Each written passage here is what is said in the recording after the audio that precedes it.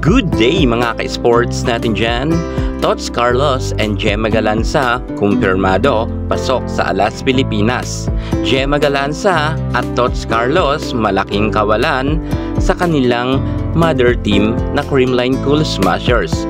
Hindi nga sila ngayon makakapaglaro sa PVL Reinforced Conference kung saan si Tots Carlos ay isa sa mga pinaka-top scorer ng nasabi nating team. Ang Creamline nga ay madalas nagiging champion sa All-Filipino Conference at sa Reinforce ay madalas silang silver medalist. Ngunit ngayon ay kulang na naman ang mga players ng Creamline dahil wala nga si Gemma Galanza at wala si Tots Carlos. Ano ang mangyayari sa Creamline Cool Smashers dahil wala na nga si Gemma Galanza at Tots Carlos? Sa kangkungan ba sila pupulutin? Yan ang ating alamin. Pero bago ang lahat, subscribe ka muna. I-click ang ating notification bell para lagi kang updated sa lahat ng issues sa volleyball.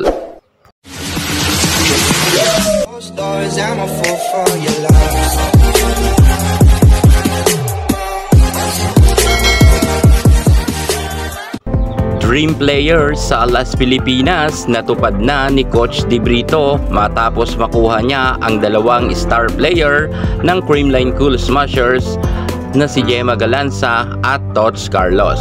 Eto na nga sila at tuspusan na ang kanilang pagtitraining sa nasabi nating team ng Alas Pilipinas. Samantalang marami naman mga nagulat sa pag-alis ni Gemma Galanza pansamantala at ni Tots Carlos sa kanilang team na Creamline Cool Smashers at nag-join na nga ito sa Alas Pilipinas. Para sa bayan ay sinakripisyo muna ng Grievous Cup team ang kanilang players na dalawa. At syempre hindi lang dalawa dahil nariyan pa si Cici Rondina na under naman ng Choco Mucho. Pero alam nyo ba mga ka-sports natin dyan na mukhang mahihirapan nga magkaroon ng gold medal ang Creamline Cool Smashers pagdating ngayong PVL Reinforced Conference dahil halos kulang-kulang talaga ang kanilang players. At bukod pa nga kay Gemma Galanza, Tots Carlos na papabalita pa na si Pangs Panaga ay kukunin nga rin ng Alas Pilipinas dahil nga ang Creamline players ay marami ng experience pagdating nga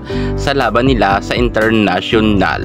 So ibig sabihin mga ka-sports talagang mapipilayan halos or malalagasan ang Creamline ng mga players na magagaling ngayong conference. Sa tingin nyo, kayanin pa ba ng Creamline Cool Smashers na sila ang mag-champion kahit wala ng Pangs Panaga, Gemma Galanza at Tots Carlos? Kung sa tingin nyo ay kayang-kaya pa rin ng Creamline Cool Smashers magkaroon ng medalya na ginto, comment naman kayo sa baba. Yan muna ang pinaka-latest natin sa mundo ng volleyball.